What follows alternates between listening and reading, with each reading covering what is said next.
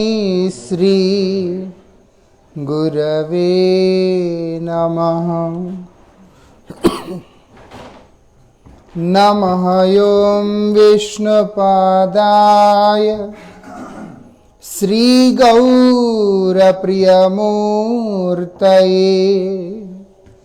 श्रीमते भक्तिवल्लभा तीर्थगोस्वामिने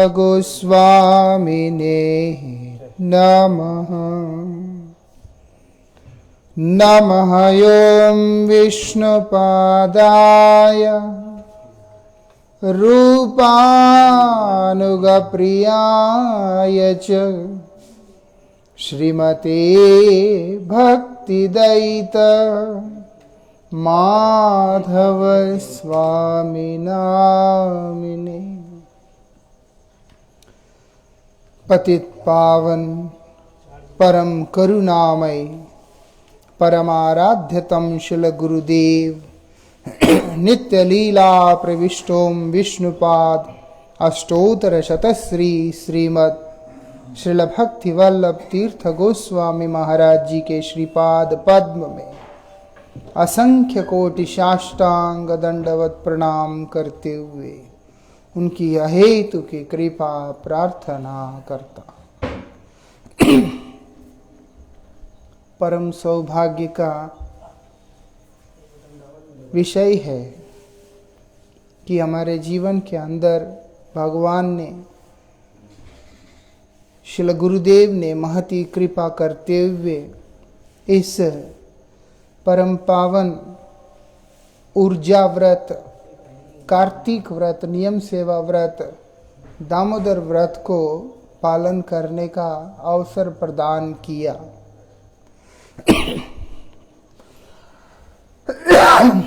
चातुर्मास्य के अंतर्गत जो ये चौथा मास है, अंतिम मास, जिसको कार्तिक मास के नाम से जाना जाता है। चातुर्मास्य के अंदर श्रावण, भाद्र, आश्विन और कार्तिक ये 4 मास होते हैं, जिसको मुख्य रूप से 2 प्रकार से पालन किया जाता है। एक देवशयनी एकादशी से लेकर देवोत्थान एकादशी तक का पालन किया जाता है, अथवा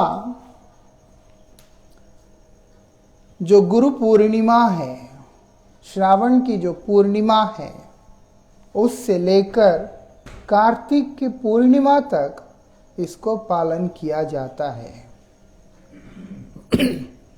हमारे पूर्वाचार्य श्री सनातन गोस्वामी पाद ने दोनों ही विचार को प्रदान किया, जिसके अंतर्गत हमारे परमाराध्य श्री परम गुरुपाद पद्म ने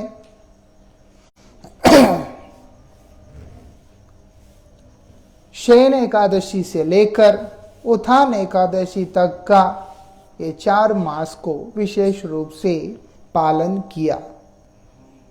हम लोग गुरुवर्गों से, हमारे पूर्वाचार्यों से श्रवण करते आए हैं कि परम गुरु महाराज जी वही कार्य किया है जो कि श्रील प्रभुपाद जी के द्वारा आचरित और प्रचारित है। इसीलिए यही मान्य है कि जो प्रभुपाद जी की कृपा से, जो प्रेरणा को लेकर परम गुरु महाराज जी ने जिस चीज को प्रवर्तन किया, उनके परंपरा में आए हुए परमाराध्य श्री गुरुदेव और उनके अनुगत में आए हुए तमाम भक्त उसी प्रकार से इस व्रत को पालन करते हुए आ रहे हैं। भक्ति के मार्ग में हर व्यक्ति को, इस संसार में जन्म ग्रहण किया हुआ हर व्यक्ति का परम कर्तव्य होता है कि वो अपने जीवन को सार्थक करे। नहीं तो ये जीवन को ग्रहण करने का कोई विशेष महत्व नहीं रहता। हम सब जानते हैं आहार, निद्रा, भय इत्यादि क्रियाएं मनुष्य मात्र ही नहीं, पशु भी इनमें बड़े ही के साथ में पालन करते हैं। तो इसलिए कोई भेद है ही नहीं इन चीजों से। एक ही वस्तु जो मनुष्य और पशु में अंतर करता है वो है विवेक। वो विवेक का प्रयोग करके हर व्यक्ति का परम कर्तव्य होता है कि वो अपने जीवन को सार्थक करे। सार्थक जीवन किस प्रकार से होगा उसके विषय में शास्त्र बतलाते हैं। जब व्यक्ति प्राणे अर्थै धियावाचो, ये 4 प्रकार से प्राणों से अन्यथा अपने प्रयोजनीय पदार्थों के माध्यम से या अपने बुद्धि के माध्यम से या माध्यम से श्रेय करता है। श्रेय आचरण क्या है? श्रेष्ठतम सर्वोत्तम आचरण है कृष्ण सेवा। कृष्ण पाद पद्म की श्री कृष्ण प्राप्ति ही जीव का एकमात्र श्रेय है, परम मंगल है। नहीं है तो वास्तविकता में उसके जीवन का कोई अर्थ नहीं होता। इस भगवत के लिए जीव का मार्ग को सुगम करने के लिए ही ये कार्तिक व्रत का अवतरण। वैसे ही स्मर्तव्यम सततम विष्णुम विस्मृतव्यम, ऐसे शास्त्र बतलाते हैं नित्य निरंतर तुमने मानव जीवन को प्राप्त किया है तो क्या करना होगा? स्मर्तव्यम सततम विष्णु, निरंतर भगवान श्रीहरि का तुम स्मरण करते रहो। कभी भी एक पल के लिए भी उनसे उनकी स्मृति अपने आप को विमुख नहीं करना। विस्मृता तुझे ये करना कैसे? निरंतर। वो कोई काल का अधीन होकर के शब्द को बतलाया नहीं, लेकिन उसके भी कुछ एक ऐसे प्रकट हुआ है जो कि भगवान के अत्यंत प्रिय है। इसीलिए बताया उन तिथियों के अंदर कोई भी व्यक्ति रूप से स्मरण करने के लिए तैयार होता है तो उसका जीवन सुनिश्चित रूप से सार्थक हो जाएगा। उसका जीवन निश्चित रूप से सार्थक होगा, यही उसकी विशेषता है। इसलिए वहां पर बताया कि ये जो 4 मास है, भगवान जब शयन करते हैं और जब उत्थान होता है उनका, ये जो 4 मास के अंतर्गत जो कोई भी व्यक्ति भगवान का स्मरण में अपने समय को व्यतीत करता है वो व्यक्ति भगवान को प्राप्त कर लेता है। भगवत प्राप्ति का सुगम उपाय, और उसमें से भी विशेष करके कार्तिक व्रत। कार्तिक व्रत को बहुत महत्व दिया। क्यों? क्योंकि ये भगवान का अत्यंत प्रिय मास है। भगवान को जिस प्रकार से पुरुषोत्तम है, कार्तिक भी उसी प्रकार है।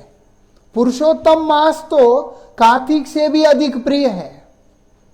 ये तो सौभाग्य की बात, इस बार इस चातुर्मास्य के अंतर्गत पुरुषोत्तम मास का भी ये तो सौभाग्य।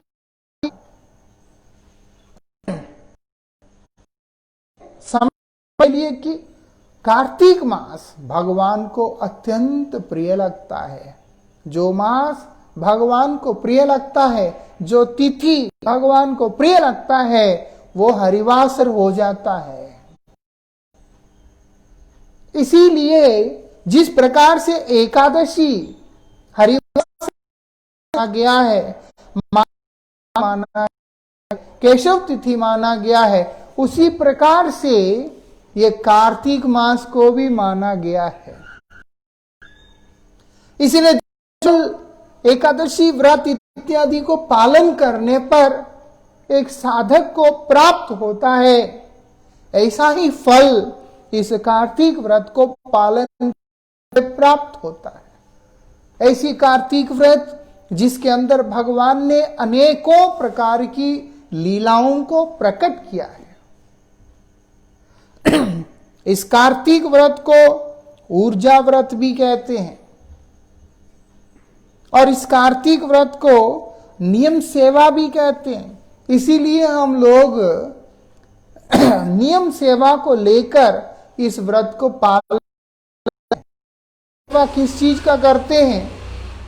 अष्टकालीय लीला का नियम को लेकर हम लोग उसका कीर्तन करते होते हैं निरंतर।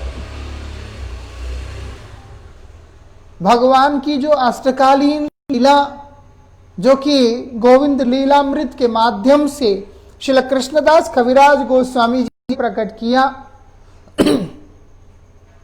जो आठों याम के अंदर यति अगर कोई नियम को ना लेता है तो वो सुनिश्चित रूप से नरकगामी हो जाता है। कार्तिक व्रत एक है जिसके अंदर क्या गृहस्थ, क्या ब्रह्मचारी, क्या वानप्रस्थ, क्या सन्यास, हर व्यक्ति को नियम ग्रहण करके ही सेवा करना होता है। ये बात स्कंद पुराण में उल्लेखित हुआ, इसीलिए इसको नियम व्रत भी कहा जाता है। और इसको दामोदर व्रत भी कहते हैं। क्यों?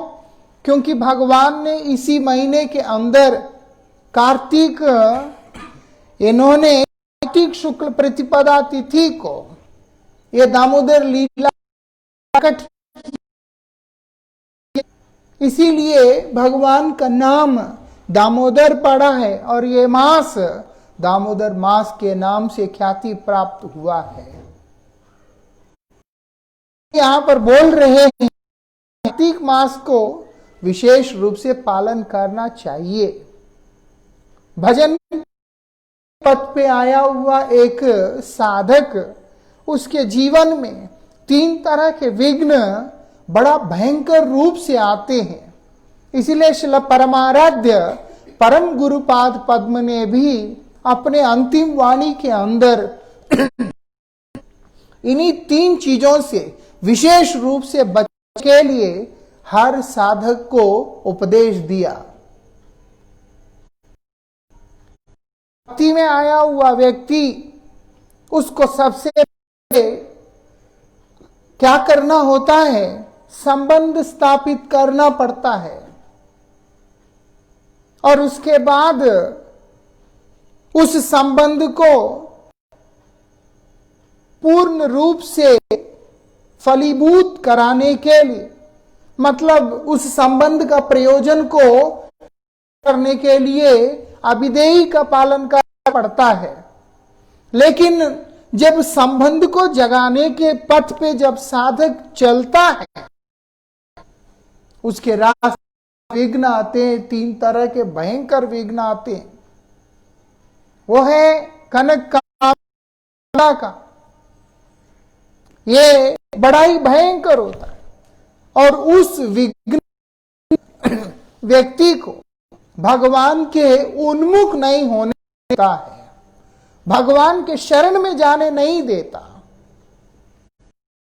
इसलिए यहां पर बताया, क्योंकि एक साधक वो अपने संपूर्ण समय को भगवान के पाद पद्म में प्रारंभिक अवस्था में दे नहीं पाता, इसलिए उसको प्रेरित करने के लिए, उसका उत्साह बढ़ाने के लिए, उसको मुक्त करने के लिए ही एक नियम को वहां पर विशेष रूप से दिया कि तुम एक नियम लेकर नियमित रूप से आचरण करते हुए जब साधना के अंदर लगोगे, जैसे हम देख सकते हैं और परमाराध्य श्री गुरु महाराज जी के अनुगत में सबसे पहला कार्तिक व्रत पालन करने का मौका मिला था चंडीगढ़ मठ में 2000 में। वो पहला कार्तिक था, 2000 में ही है। मैं कभी अगरतला गया ही नहीं, फिर तो 99 होगा, 99 मालूम नहीं जी प्रभु जी। मैं 99 2000 कोई एक साल है, क्योंकि मेरा तब दीक्षा भी नहीं हुआ और सफेद कपड़ा था। हाँ, क्योंकि तब मेरा दीक्षा भी नहीं हुआ था और दीक्षा हो गया शायद, लाल कपड़ा नहीं था इतना मुझे मालूम है, मैं सफेद कपड़े में था। फिर तो 2000 होगा या जो भी, हाँ 2000 चंडीगढ़ होगा, ऐसा कुछ जो भी है। हाँ, कि किस प्रकार से समय व्यतीत हो रहा है कि अन्य में चिंतन करने का किसी के पास भी समय नहीं होता। आदमी विषय चिंतन कहां से करेगा? लिए भी मतलब वहां पर जो आना होता है वो भी नहीं होता है। और अगर गुरु महाराज में देखते हैं तो गुरुजी किसी बाह्य जगत किसी करके कोई उस समय देखा ही नहीं, उस साल तो वो भी बंद करते। और कई सारी चीजों को, क्योंकि पुण्य श्लोक का भी बात आया था, बातें आए थे तब, तो जो हम लोग अगर देखते हैं सुबह 3-4 बजे से लेकर मंगलाचरण, याम कीर्तन, नगर कीर्तन, फिर द्वितीयाम तृतीयाम करते करते करते रात को 11 बज जाता है। जो उस स्थिति में, उस भूमिका में प्रतिष्ठित है, वो लोगों को आनंद आता है।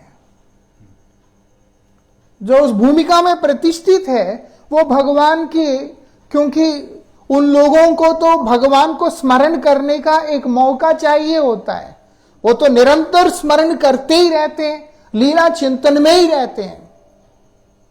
लेकिन जो साधक होता है उनके लिए भी ये ऊर्जा व्रत, एक कार्तिक व्रत बहुत ही प्रेरणा देने वाली, आनंद देने वाला एक साधन होता है।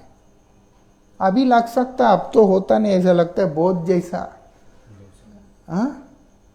उसके कारण यह है अनगत विहीन ऐसा हो जाता है। जब स्वतंत्र भाव रहता है या उस समय उत्साह होता नहीं तो गुरु महाराज जी के सामने देखा, एक दिन भी हॉल खाली नहीं था। लोग छुट्टियां लेके, काम छोड़ के, सब के वहां पहुंच रहे हैं।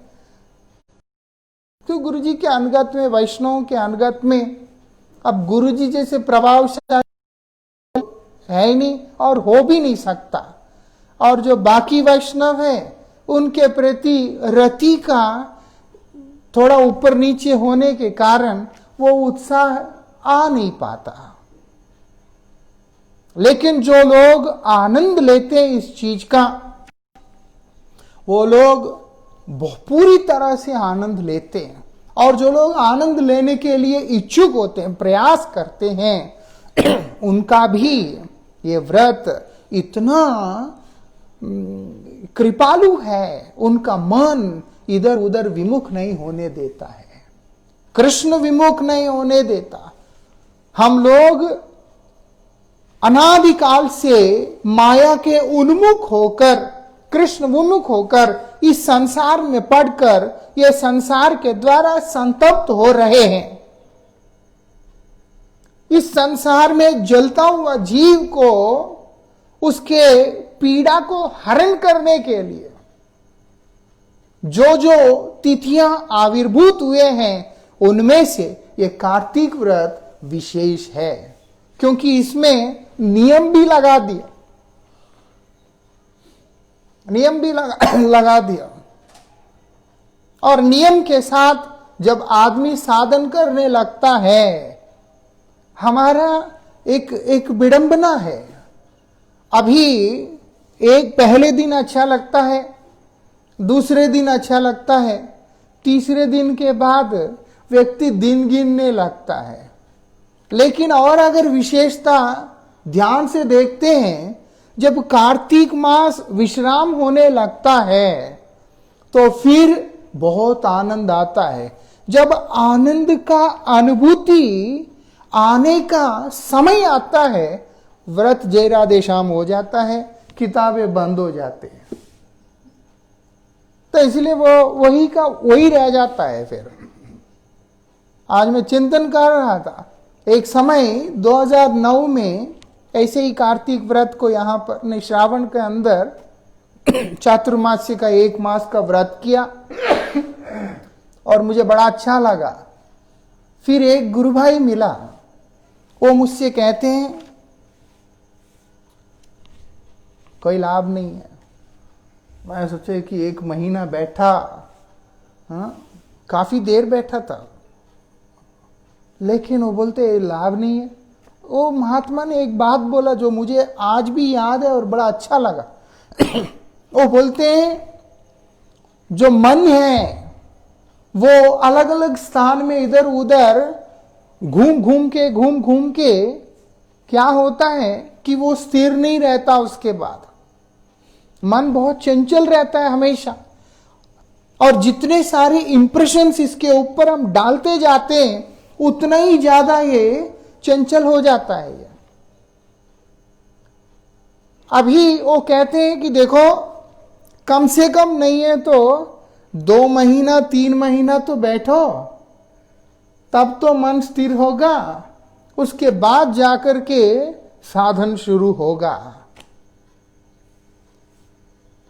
कहने का मतलब है कि एक नियम लेकर जब एक साधक उस मार्ग में चल पड़ता है, तभी उसका वो संबंध जो है भगवान से वो जागृत होगा।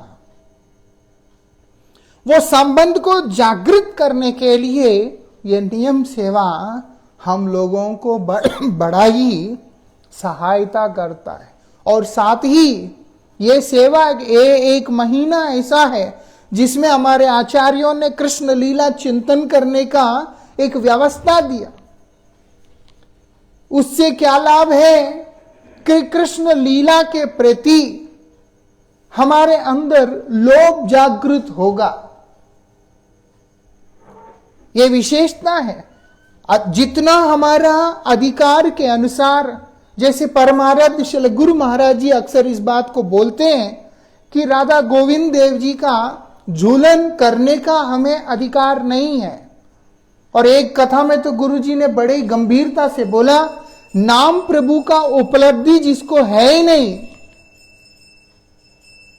जो नाम प्रभु को ही अनुभव नहीं किया, वो फिर भगवान के लीला चिंतन कैसे कर सकता है। इसीलिए गुरु महाराज जी हरिनाम के ऊपर बड़ा ही उस कथा में जोर दिया था। फिर भी हमारे आचार्यों के निर्देश के अनुसार, उनकी शिक्षा के अनुसार हम लोग एकादशी से लेकर बलदेव पूर्णिमा तक के 5 दिन इस झूलन लीला को करते हैं। जबकि वो 5 दिन नहीं होता, और भी लंबा समय के लिए होता, पूरा महीना होता है। लेकिन एक लोभ हमारे अंदर आए, इसीलिए इसी प्रकार से अष्टकालीय लीला भी जब चिंतन होता है नियम से, तो साधक को उन्हें प्राप्त करने का एक लोभ उसको भगवान के नाम के प्रति निष्ठावान बना देता है, क्योंकि नाम के बिना तो नामी या रूप गुण लीला आदि प्रकाशित हो ही नहीं सकते। उसके बिना प्रकाशित नहीं हो सकते। वो हमारे अंदर प्रकाशित हो, उसके लिए ये हमारे लिए बहुत ज्यादा सहायक होता है। और क्या बोलते हैं यहां पर इस ग्रंथ के अंदर उल्लेखित किया, स्कंद पुराण के अंतर्गत बतला रहे कार्तिक मास की महिमा। और बोलते हैं सभी तीर्थों में स्नान इत्यादि करने पर, दान पुण्य इत्यादि करने पर, बहुत कुछ करने पर जो फल प्राप्त होता है, वो फल ये केशव प्रिय जो कार्तिक व्रत है, जो प्रिय कार्तिक व्रत जो पालन करता है, उसके सामने कुछ भी विशेष महत्व नहीं रहा। इन चीजों को कई लोग अलग सेंस में ले लेते हैं कि दान करना, तीर्थ यात्रा करना, दान इतना करने का कोई लाभ नहीं है।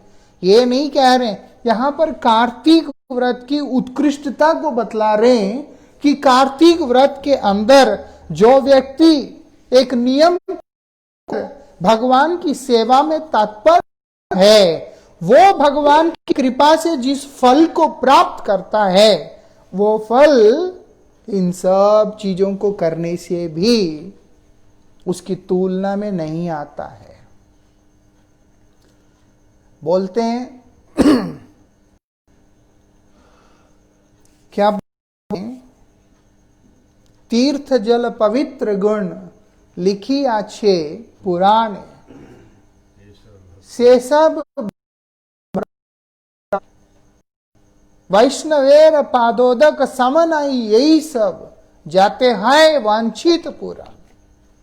इसका मतलब ये नहीं कि तीर्थ जल का जो पवित्र गुण है उसको तिरस्कृत किया, लेकिन वांछित जो है, जो की अभिलाषा, जो हृदय की अभिलाषा, वो क्या है, भक्त जो होता है वो केवल और केवल भगवान श्री राधा गोविंद देव जी का एकांतिक सेवा की प्राप्ति, वो कोई अन्य साधन से प्राप्त नहीं हो सकता, केवल मात्र भक्त के पद जल से ही प्राप्त होगा।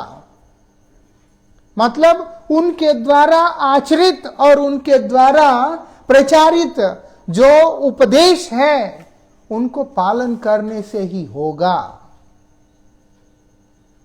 नहीं तो चरण धो के ड्रम पी ले, नहा ले, चाहे जो मर्जी कर ले, उससे क्या है। अगर ऐसे ही हो जाता, गुरुजी से बड़ा कृपालु और कौन हो सकते हैं। गुरुजी ने कभी उस पद्धति को स्वीकार किया नहीं।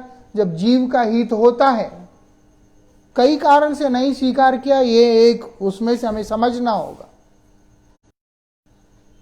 कि क्या है वो। कार्तिक व्रत पालन करने पर व्यक्ति उसकी कल्पना भी नहीं कर सकता है। कार्तिक मास के समान कोई मास नहीं है और सतयुग के समान कोई युग नहीं, वेदों के जैसे कोई शास्त्र नहीं, गंगा के समान कोई तीर्थ नहीं। और इसी कारण से कार्तिक व्रत वैष्णवों को अत्यंत प्रिय है। उनको बड़ा अच्छा लगता है भक्तों को। जो भक्त नहीं होता है उसको ही नहीं अच्छा लगता, भक्तों को लगता है। ये विशेषता है इसका। विशेष करके इस चीज को यहां पर बताया। हम लोग दामोदर व्रत की महात्म्य के बारे में बतलाते हुए बोलते हैं, जो व्यक्ति जिस आदतों में प्रवृत्त है, हमारा सौभाग्य ये है, हम लोग जिन चीजों को स्वीकार नहीं करना होता है, जिन कार्यों को नहीं करना होता है, वो तमाम कार्यों को हम लोग आजीवन व्रत लेकर के परित्याग कर देते हैं। इसीलिए हमें ज्यादा चिंता करना, जैसे प्याज, लहसुन, चाय, कॉफी, मद इत्यादि जो भी लोग ग्रहण, मांस इत्यादि, वो सब चीजें भक्त लेते नहीं। ऊपर से चतुर्मास के जिन जिन चीजों को और हम लोगों को ग्रहण करने के लिए निषेध किया, जैसे लौकी, बैंगन, राजमा इत्यादि जो भी है सूची है, और उसके अलावा कार्तिक मास के अंतर्गत भी जो भी सरसों इत्यादि लेने से जो मना किया, तो ऑलरेडी हम लोगों के साधना प्रणाली में बहुत तरह के रोग से हम लोगों को पहले ही हमारे आचार्यों ने अलग करके रखा हुआ है। इसलिए हमारे लिए विशेष रूप से करणीय कर्तव्य एक है, वो है भगवान का नाम। नाम बिना कली काले नाई यार धर्म, दूसरा कोई धर्म ही नहीं। अगर भगवान को प्रसन्न करने के लिए कोई साधन है तो वो साधन हमारे शास्त्रों के अंदर केवल करके वहां पर बताया, क्योंकि बाकी सारे नियम तो एक रूप से हम लोग ही रहे। और कार्तिक मास के अंदर ये है, ये श्री गुरु महाराज जी बोलते, ये कार्तिक व्रत भक्त वत्सल है। इस कारण से जो कोई भी इस व्रत के अंदर भगवान के उद्देश्य से त्याग करता है, कार्तिक के अंदर भगवान के उद्देश्य से, उसको अनंत गुना अधिक फल उसका प्राप्त हो जाता है। और जो वस्तु को जितनी मात्रा में त्याग, उतनी मात्रा फल भी उसको मिलता है। ऐसा नहीं है कि कोई व्रत शुरू किया, किसी कारण से उसका व्रत बीच में शेष हो गया और वो निराश होने का कोई बात ही नहीं है। जितना उसने की है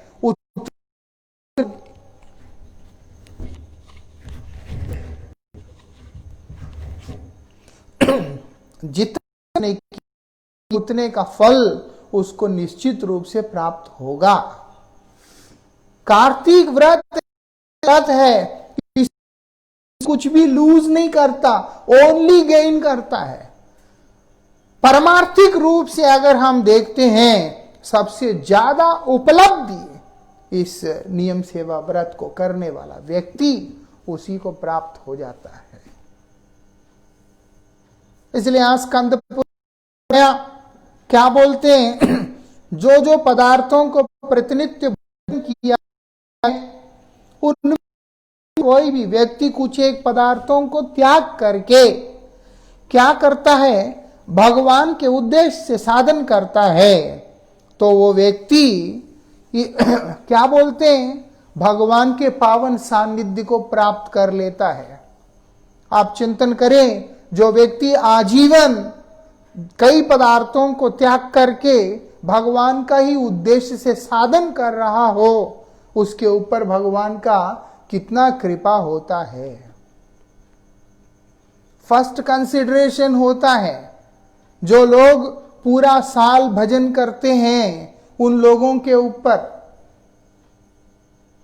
प्रायोरिटी कस्टमर होते हैं ना, जैसे प्रायोरिटी बोर्डिंग होता है, प्रायोरिटी कस्टमर होते हैं। आजकल एयरटेल ने कर रखा है कि प्रायोरिटी को, तो जो वहां पे भी ऐसी प्रायोरिटी चलता है। क्यों चलता है? भगवान बोलते मैं सबके लिए समान हूं, पक्षपात नहीं, ऐसा नहीं समझना पार्शियलिटी है। बट जो व्यक्ति उद्देश्य बनाकर, मुझे ही अपना जीवन का ध्येय बनाकर, मुझे ही अपना चरम प्राप्ति का वो बनाकर लक्ष्य जो साधन करता है, कैसे हो सकता है कि मैं उससे अपने आप को अलग कर लूं? इसीलिए जो निरंतर भगवान का भजन करने वाला व्यक्ति, उसके ऊपर भगवान का कृपा दृष्टिपात होता ही है। लेकिन जो व्यक्ति निरंतर नहीं करता, जो इस प्रकार से सुनकर ये महिमा को सुनकर प्रेरणा लेकर अगर ये महीना भी कर लेता है, वो बोलते उसका भी जीवन किनारा लग जाता है। इतना विशेषता इस कार्तिक व्रत के अंदर है, इतना विशेषता इस महीने के अंदर, इस कार्तिक मास के अंदर। करना क्या है? वो बोलते कृष्ण कथा, कृष्ण कीर्तन, कृष्ण नाम, कृष्ण सेवा, उनका ही ध्यान, यही करने के लिए यहां पर विशेष रूप से बतलाया जा रहा है। उसी को करना है और कुछ करने की जरूरत नहीं है, और कोई आवश्यकता, इससे ऊपर उच्चतम साधन और कुछ भी नहीं है। यही बात यहां पर बतला। नियम जो उसको साधना के अंदर प्रेरणा देता हो, उसको करने के लिए उत्साह देता है कि मैं इस साधना को करूं जिससे मैं भगवान कर सकूं। अब जो लोग आश्रम के अंदर हैं, अथवा जो लोग वो लोग बैठ के कर सकते हैं, वो भी नहीं कर पाते बेचारे, और सेवाएं भी होते हैं। लेकिन जो व्यक्ति है, घर में है, वो ऑफिस कब जाएगा, काम कब करेगा, क्या करेगा, इसलिए बता रहे एक नियम लेना है, करके लेना नहीं है। मैक्सिमम अपने के अनुसार एक नियम को लेकर उसके अनुसार आने के लिए आता है। और एक बार श्री गुरु महाराज जी, किसी ने याम कीर्तनों को लेकर के पूछा कि तो समय तो निकल जाता है, अलग अलग टाइमिंग है, क्या करें? तो मुस्कुराते गुरुजी ने बोला काल तो नित्य है, करते नुकसान कुछ नहीं होता, लेकिन ना करने पर बहुत सारे दोष उसको जरूर लगते हैं। क्यों? भगवान नाराज होते हैं? नाराज नहीं होते। कौन नाराज होता है? प्रकृति नाराज हो जाती है। भगवान का जो शक्ति है, जो बहिरंगा शक्ति महामाया, वो नाराज हो जाती है।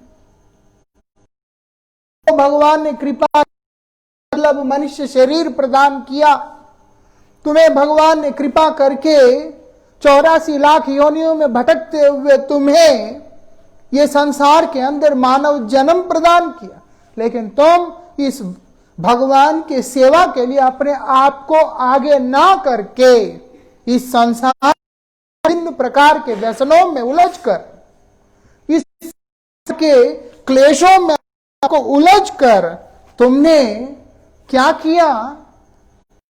भगवान का सेवा नहीं किया, और उसी का ये परिणाम होता, वो व्यक्ति नरकगामी हो जाता है। वो व्यक्ति नरकगामी हो जाता है, उसको नरक में जाना ही पड़ता है। श्रीमद् भागवत जी के अंदर उल्लेखित होता है कि एक व्यक्ति ठीक तरीका से आचरण करते हुए भी भगवान का आराधना नहीं करता है, तो उसको नरक जाना ही पड़ेगा।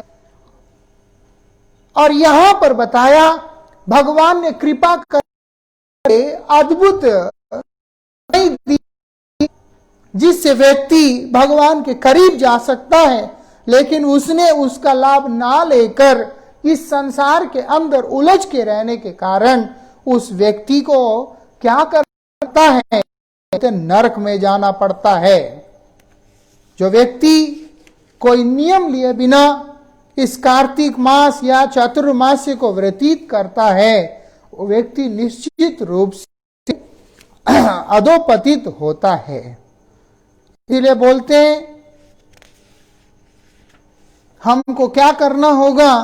नियम लेकर के इस व्रत का पालन करना होगा। वो नियम क्या लेना है?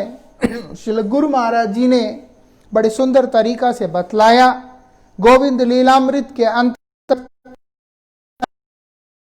चिंतन जो कि श्री कृष्णदास कविराज गोस्वामी ने लिखा और श्री महाप्रभु के द्वारा प्रदत्त शिक्षामृत की शिक्षाष्टक की शिक्षा, इनको मिलाकर जो भजन रहस्य है, जो श्री भक्ति विनोद ठाकुर जी उल्लेखित किया भजन रहस्य का, उसके लिए हमें स्वामी जी के द्वारा विरचित मन शिक्षा, उपदेशामृत आदि का भी चिंतन करने के लिए वहां पर बतलाया। और कार्तिक मास विशेष रूप से दीपदान करने के लिए भी वहां पर उपदेश दिया। जो व्यक्ति कार्तिक मास के अंदर भगवान दीपदान करता है, उसके जीवन का अंधकार मिट जाता है और भगवान उसके ऊपर इतना प्रसन्न होते हैं कि भगवान उसको अपने धाम तक प्रदान कर देते हैं। इसीलिए कार्तिक मास के अंदर दीपदान किया जाता है और साथ ही गजेंद्र मोक्ष का पाठ वहां पर करने के लिए गुरु महाराज जी ने बतलाया, हमारे पूर्व ने बतलाया। जिस प्रकार से ग्राह गल से गजेंद्र छूटा, उसी क्रम में उसी प्रकार इस संसार रूपी ग्राह के द्वारा ग्रस्त ये जो जीव भी इस संसार के बंधन से छूटकर भगवान के उस नित्य धाम को जाते हैं। इसीलिए कार्तिक मास के अंदर रूप से गजेंद्र स्तुति का पाठ करने के लिए प्रेरणा दिया है, निर्देश दिया है। आज श्री भक्ति विज्ञान भारती गोसाई महाराज जी से श्रवण किया, ब्रह्म स्तुति का भी पाठ इस कार्तिक मास में किया जा सकता है। हम लोग पुरुषोत्तम मास में ब्रह्म स्तुति का पाठ करते हैं और कार्तिक के अंदर गजेंद्र स्तुति का करते हैं। लेकिन कार्तिक मास के अंदर भी दोनों ही किया जा सकता है, ऐसे पूज्य महाराज श्री ने बतलाया। परमाराध्य श्री गुरु महाराज जी बोलते हैं, बार बार इस गजेंद्र का स्तुति का चिंतन करने पर बहुत कुछ प्राप्त होगा। वो क्या है? न केवल संसार से मुक्ति, भगवान के श्री चरणों में एकांतिक भक्ति होगा, ऐसे श्री गुरु महाराज जी कहते हैं। अपने परम मंगल के लिए गजेंद्र स्तुति का पाठ भी करना होता है। और आज से कार्तिक व्रत शुरू हुआ। यह आश्विन मास के शुक्ल पक्ष के जो हरिवासर तिथि है, ऐसे स्कंद पुराण में उल्लेखित है कि उस दिन से लेकर के कार्तिक शुक्ल रूप से चिंतन करेंगे।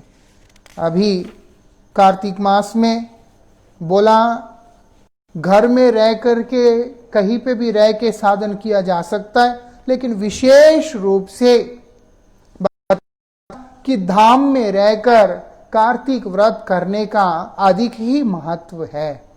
क्योंकि धाम भगवान का अत्यंत प्रिय, भगवान के प्रिय स्थान में और ऊपर से भगवान के प्रिय मास में प्रसन्न करने के उद्देश्य से साधन हम कल्पना कितनी अद्भुत हमारे लिए भगवान ने बना करके, और उसमें भी रूप गोस्वामी जी बतला रहे, वैकुंठात जनितो वरा मधुपुरी तत्रापि रासोत्सव वृंदारण्य मुदार पाणी रमणस तत्रापि गोवर्धन। वैकुंठ के अंतर्गत श्रेष्ठ मथुरापुरी, क्योंकि वहां जन्म लीला ग्रहण किया भगवान ने, लेकिन उससे श्रेष्ठ माना गया है वृंदावन। भगवान ने रास आदि लीलाओं को प्रकट किया, उससे भी श्रेष्ठ गोवर्धन धाम है, जहां पर अनेक प्रकार की लीलाओं को प्रकट किया। ऐसे दिव्य गोवर्धन धाम के अंदर, और वो भी परमाराध्य श्री गुरु महाराज जी का अत्यंत गोवर्धन करने का जो अवसर प्राप्त हो रहा है, ये स्कंद पुराण के हिस्से हैं, तो हमारा सौभाग्य का कोई सीमा नहीं है। स्कंद पुराण के हिसाब से, सनातन गोस्वामी के हिसाब से, हरिभक्ति विलास के हिसाब से अगर हम चिंतन करते हैं तो हमारा सौभाग्य का कोई सीमा नहीं है। इसीलिए इस सौभाग्य को वृथा न गवाते हुए नाम पावनेभ्यो वैष्णवेभ्यो नमः। अच्छा, इसमें से एक श्लोक,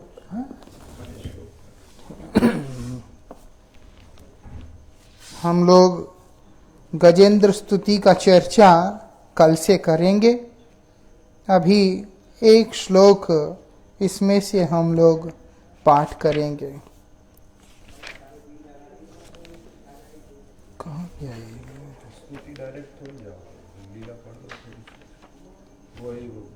वो तो कल डायरेक्ट मत पढ़ो। अच्छा, फिर ये वाला पढ़ेंगे जो गुरुजी ने आज पाठ किया था। श्रीमद् भागवतम अष्टम स्कंद प्रथम अध्याय 29वां श्लोक, जो श्री गुरु महाराज जी का आज प्रवचन में पहला दिन में इसी श्लोक को श्रवण करने का अवसर प्राप्त हुआ, उसी को हम लोग यहाँ पर पाठ करेंगे। चर्चा इसके संबंध में कल करेंगे। देवा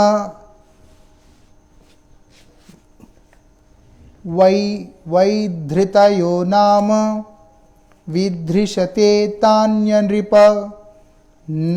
नष्टः कालेन यैर्वेद विधृत स्वेन तेजसा।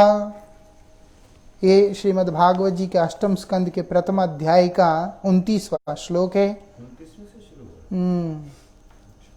इसमें क्योंकि ये तामस मनवंतर जो चौथा मनवंतर है, उसके वहां से ये प्रसंग आ रहा है।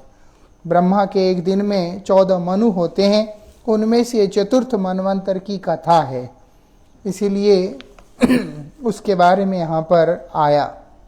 वो 50 साल पहले, तो इसलिए उसके बारे में हम लोग कल श्रवण करेंगे।